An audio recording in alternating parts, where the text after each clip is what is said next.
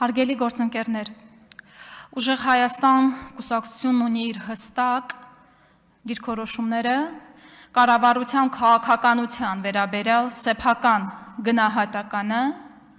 իշխանության հետ սկզբունքային տարաձայնություններ բազմաթիվ կարևորագույն հարցերում։ Ես չեմ պատրաստվում թաքցնել այդ տարաձայնությունները, ավելին, ես անձամբ ունեմ ձեզ հետ սկզբունքային արժեհամակարգային տարբերություններ։ Միևնույն ժամանակ համոզված եմ, որ մեկ այլ սկզբունքային հարց ևս գոյություն ունի, երբ խոսքը Հայաստանի Հանրապետության ազգային շահերի մասին է։ Պետական պատասխանատվությունը պետք է մշտապես գերակայի։ Հենց այս դիրքորոշումն եմ որդեգրել, երբ որոշել եմ առհասարակ մուտք գործել այս շենք, որովհետև հենց այս դիրքորոշումն է նաև մեր խմբակցության դիրքորոշումը։ Համոզված եմ, որ հանձնաժողովը չպետք է դառնա խորհրդարանում գործադիր իշխանության շարունակություն, ոչ էլ միջանձնային և միջկուսակցական պայքարի ևս մեկ հարթակ։ Ես այն տեսնում եմ որպես պրոֆեսիոնալ խորհրդարանական կառույց, որի գործունեությունը պետք է առաջին հերթին ծառայի Հայաստանի Հանրապետության շահերին։ Հարգելի հայրենակիցներ, այսօր Հայաստան Եվրոպական միություն օրակարգի հիմքում համապարփակ և ընդլայնված համագործակցության համաձայնագիրն է, որի ուղղություններից են օրենսդրական մոտարկումը, տնտեսական համագործակցությունը, ներդրումները, մարդու իրավունքները, էներգետիկան, շրջակա միջավայրը, անկախ դատարանները,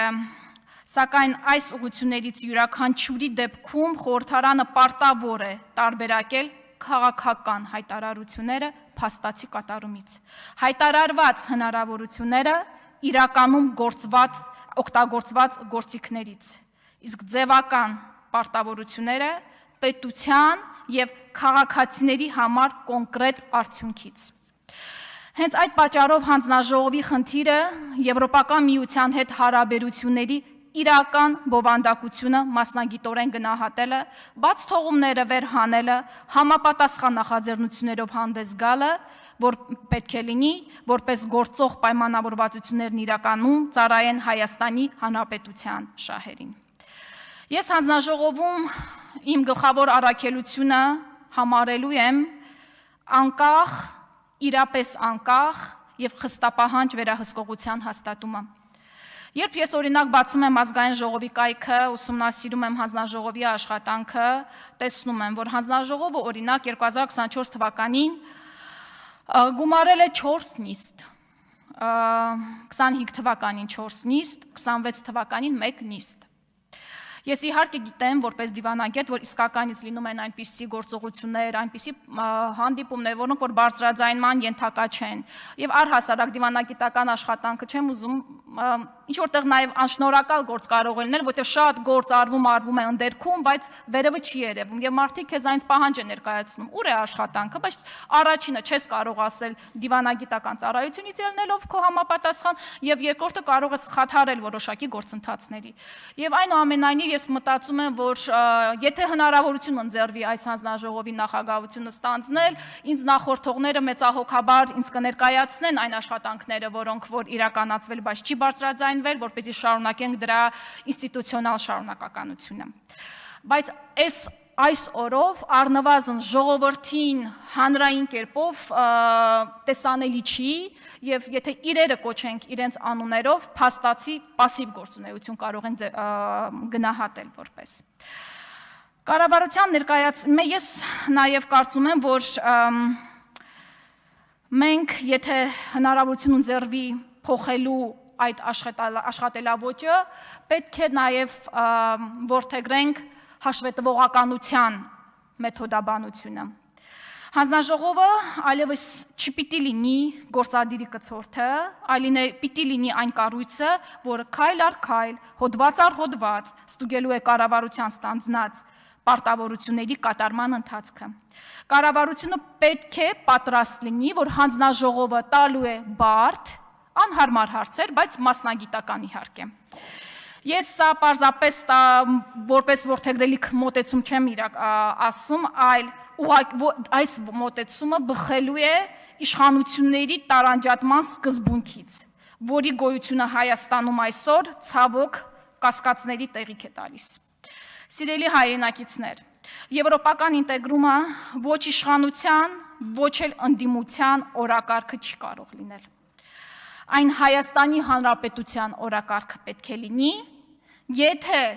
գործադիրի քաղաքականության մեջ լինի հստակ որոշում։ Այդ որոշումն էլ պետք է լինի հիմնված Հայաստանի շահի պրոֆեսիոնալ խորը համապարփակ վերլուծության վրա։ Սա ճաշակի լոզունգների հարց չի կարող լինել։ Այսօր Հայաստանի եւ Եվրոպական միության հարաբերությունները նկատելիորեն ակտիվացել են, անհերքելի է։ Արձանագրենք նաեւ, որ դուք ստացել եք անցած տասնամյակների ընթացքում ձևավորված Հայաստան-Եվրամիություն համագործակցության տրամաբանության մեջ հարուստ իրավապայմանագրային բազա, որը հարստացվել է որոշակիորեն նաեւ ձեր օրոք։ Այնուամենայնիվ, իրական արժեքը որոշվում է ոչ թե ստորագրված փաստաթղթերի քանակով, այլ դրանց կատարման մակարդակով եւ Հայաստանի Հանրապետության համար գործնական արդյունքով։ Ավելի պարզ արտահայտվեմ, մեր պարզ քաղաքացու կյանքում ինչ է փոխվում մեր ստորագրած փաստաթղթերից, մեր գործուղումներից, մեր հանդիպումներից, մեր պարզ քաղաքացու կյանքում ինչ որակական փոփոխություններ են բերում դրանք։ Այս հարցերին պետք է պատասխանենք եւ սրան պետք է ձգտենք։ Հարգելի հայրենակիցներ, եվրոպական օրակարգը եւ ինտեգրման լոզունգները պետք է դադարեն ծառայել որպես քաղաքական քողարկող պաստառ երկրի ներսում տեղի ունեցող ապօրինությունները, խոսքի եւ մամուլի ազատության սահմանափակումները, քաղաքական հետապնդումները եւ իրավապահ համակարգի կամայականությունները կոծկելու համար։ Եվրոպական բարձրագույն կառույցները հռչակում, իսկ մարդու հիմնարար իրավունքներին եւ ազատություններին վերաբերող կոնվենցիաները ամրագրում են, որ մարդու հիմնարար իրավունքները բացարձակ են, համընդհանուր եւ չունեն աշխարհագրական եւ քաղաքական սահմաններ։ Եթե դա այդպես է, ապա ես ունեմ սկզբունքային եւ շատ գուցե անհարմար հարց առաջին հերթին հենց Հայաստանի իշխանություններին։ Ինչու այդ համընդհանուր իրավունքները չպիտի վերաբերեն արցախահայերին։ Ոչ մի սուբյեկտ չի կարող իր քաղաքական մոտեցումների հիմքով չեղարկել միջազգային իրավունքի սկզբունքներն ու կարգավորումները։ Պարզ ասած, մենք իրավունք չունենք չհարգելու մարդու իրավունքները։ Իրավունք չունենք հրաժարվելու միջազգային պայմանագրերով ստանձնած մեր պարտավորություններից։ Քաղաքացիական եւ քաղաքական իրավունքների միջազգային դաշնագրի 12-րդ հոդվածը ճանաչում է սեփական երկիր վերադառնալու յուրաքանչյուր անձի անքակտելի իրավունքը։ Այս իրավունքը կախված չէ անձի քաղաքացիությունից, այլ տվյալ երկրի, հողի, մշակույթի եւ հիշողության հետ ունեցած անհատի խորը եւ տևական կապի առկայությունից։ Այս իրավունքը չի պատկանում պետություններին, այն պատկանում է մարդկանց, անհատներին։ Որևէ իշխանություն անգործության կամ հրաժարման միջոցով չի կարող այդ իրավունքի տերերին զրկել դրանից։ Արցախահայերի հարցը սահմանների եւ տարածքների հարց չէ, այլ մարդու իրավունքների համընդհանրության եւ այդ սկզբունքի պաշտպան համարվող պետությունների հեղինակության հարց։ Հարգելի հայրենակիցներ, ի վերջո ձեզ հետ պետք է խոսեն անկեղծ, պետք է խոսեն պարզ։ Եվրոպական համագործակցությունը, եվրոպական ինտեգրումը եւ եվրոպական միության անդամակցությունը փոխկապակցված, բայց նույնական չեն։ Այս գործընթացներից յուրաքանչյուրն ունի իր քաղաքական, տնտեսական եւ իրավական հետևանքները, որոնք կարող են լինել ինչպես դրական, այնպես էլ բացասական։ Գործընթացներից յուրաքանչյուրը պահանջում է մասնագիտական եւ պատասխանատու մոտեցում, վերլուծություն հիմնված բացառապես Հայաստանի ազգային շահերի վրա։ Հարգելի հայրենակիցներ, եվրոպական ինտեգրումը նախ եւ առաջ պիտի ընկալվի որպես մեր երկրում տարբեր ոլորտների եւ ինստիտուտների արդիականացման հնարավորություն։ Նորից առանցքը պահելով մեր քաղաքացիների առօրյա կյանքի որակական փոփոխությունը։ Մենք հաճախ ենք խոսում աշխարհաքաղաքականության մասին, սակայն քաղաքացու համար եվրոպական ինտեգրումը պետք է ունենա շատ ավելի կոնկրետ բովանդակություն, պետական ինստիտուտների որակ, իրավունքի գերակայություն եւ միատեսակ կիրառում, կանխատեսելի կանոններ, մրցունակ տնտեսություն։ Ոչ արճակատում, հանուն արճակատման, ոչ էլ քաղաքական ներկայացումներ, այլ խորհրդարանի բնականon ինստիտուցիոնալ գործառույթ, սա պիտի լինի մեր աշխատելավոճը։ Հանձնաժողովը կարող է դառնալ անկախ եւ պահանջկոտ խորհրդարանական վերահսկողության լրացուցիչ երաշխիք։ Հարգելի հայրենակիցներ, Եվրոպական միության հետ հարաբերությունների ընդլայնումը համապատասխանում է Հայաստանի հնարավորությունների դիվերսիֆիկացման նպատակին։ Հայաստանի պես աշխարհագրորեն փոքր պետությունների համար մեծ է ռիսկերի հավանականությունը մեկ շուկայից, մեկ տրանսպորտային ուղուց, էներգիայի մեկ աղբյուրից, ներդրումների մեկ աղբյուրից չափազանց մեծ կախվածություն ունենալը։ Սակայն ցանկանում եմ ընդգծել կարևոր մի հանգամանք, որ դիվերսիֆիկացումը չպետք է նշանակի մեկ կախվածության փոփոխություն մեկ այլ կախվածությամբ։ Դրա իմաստը ճիշտ հակառակն է։ Դիվերսիֆիկացումը պետք է ընդլայնի Հայաստանի Հանրապետության հնարավորությունների եւ ինքնուրույն որոշումների տարածքը։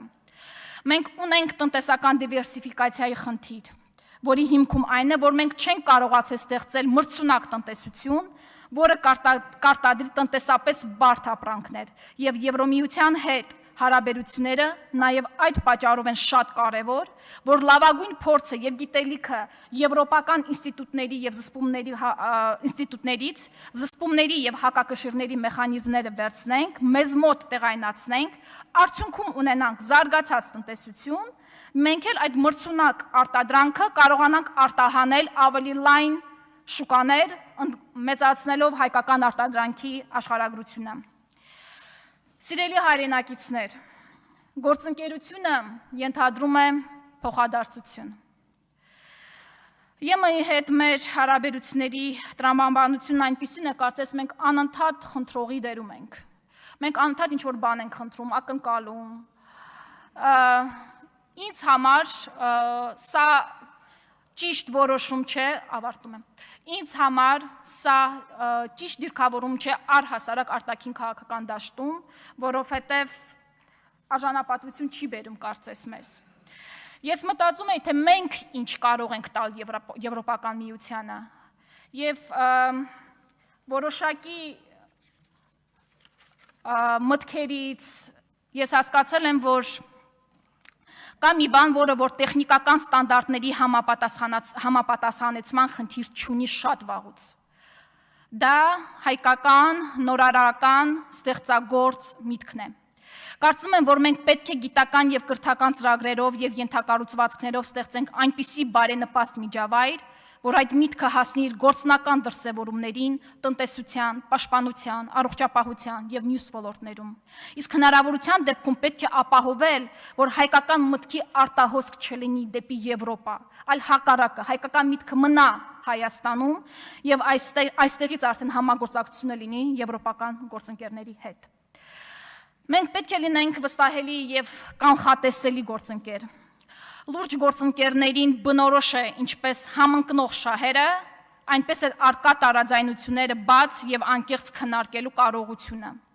Դա է նաեւ երաշխավորում իրական արդյունքը։ Վստահելի գործընկերությունը չի նշանակում սեփական դիրքորոշման բացակայություն, սեփական ազգային արժեքների երկրորդում եւ սեփական դեմքի կորուստ։ Հարգելի հայրենակիցներ, եզրափակելով կցանկանայի հիշեցնել, որ հայ ժողովրդի հարաբերությունները Եվրոպայի հետ նոր չեն եւ շատ ավելի խորը պատմություն ունեն, կիսելով ընդհանուր պատմություն, լեզվաընտանիք, ունենալով հազարամյա առևտրատնտեսական հիմքեր եւ կրոնական ընդհանուր հավատքի հիմքով համամարտկային արժեքներ եւ իրավունքներ։ Ես քանի որ այստեղ մեզ դիտում են նաև մեր ոչ միայն Հայաստանում, այլ նաև դիտելու են մեր միջազգային գործընկերները, ես կուզենայի նաև նրանց դիմել։ Dear colleagues, with a deep appreciation of fundamental European values as we share, and as well as the clear understanding of the challenges facing Armenia and the wider global community. We look forward to engaging with you in constructive and meaningful cooperation. We are confident that our joint efforts will contribute to strengthening mutual trust and further deepening our relations, ultimately serving the interests of our bilateral partnership and, above all, the citizens of the Republic of Armenia. Իսկապես մենք պատրաստ ենք համագործակցելու, պատրաստ ենք մեր դիրքորոշումները ներկայացնելու նաև մեր միջազգային գործընկերներին եւ հիմա էլ ես պատրաստ եմ իհարկե լսել ձեր հարցերը, բայց կարծես դրա ժամանակը արդեն չկա։ Շնորհակալ եմ։